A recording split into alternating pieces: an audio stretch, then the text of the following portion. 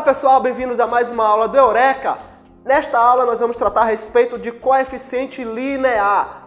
Estamos ainda dentro do contexto de função afim, essa é a nossa terceira aula sobre função afim, mais especificamente falando a respeito do coeficiente linear da função afim. Na representação genérica a gente viu que f de x é igual a x mais b. Esta é a representação da função afim, ou função do primeiro grau, ou função polinomial do primeiro grau. O valor do coeficiente linear vai ser o valor de b. O b vai ser o coeficiente linear na função afim. E como é que eu faço para achar o valor de b? Para achar o valor de b eu faço x igual a zero. Fazendo x igual a zero, eu vou achar o valor de b, chamado também de coeficiente linear. Vold, e o que é que o coeficiente linear ele indica? Tem alguma relação dele com o gráfico? Tem uma relação muito bacana do coeficiente linear com o gráfico.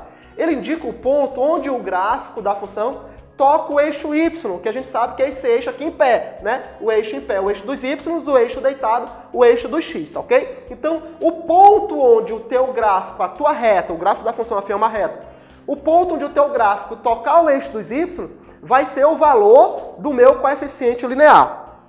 Tranquilo?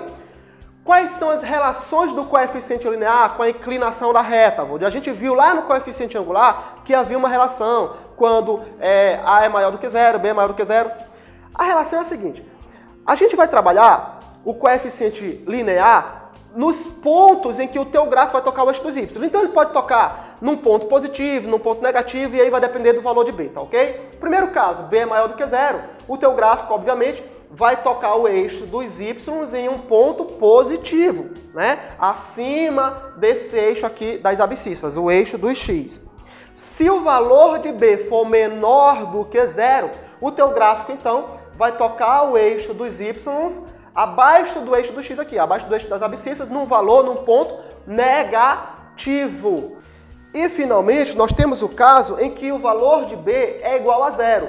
Neste momento, nesta situação, o teu gráfico ele vai passar pela origem. A tua função afim recebe o nome específico de função linear. O teu gráfico passa pela origem, o valor de b é igual a zero e acontece uma coisa muito importante aí, ó.